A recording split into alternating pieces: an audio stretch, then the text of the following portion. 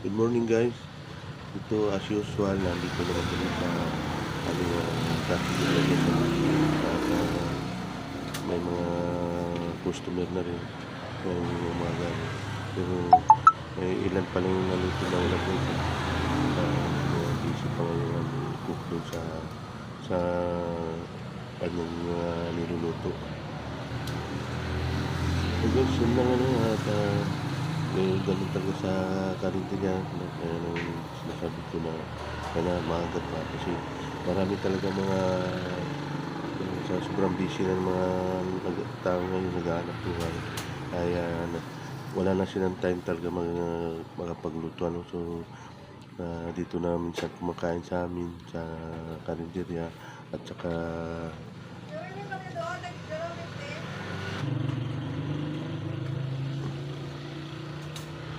saka ang iba naman ay tinitake out na lang nila So guys, maraming salamat ulit at sa inyong patuloy na pagpanood sa mga video.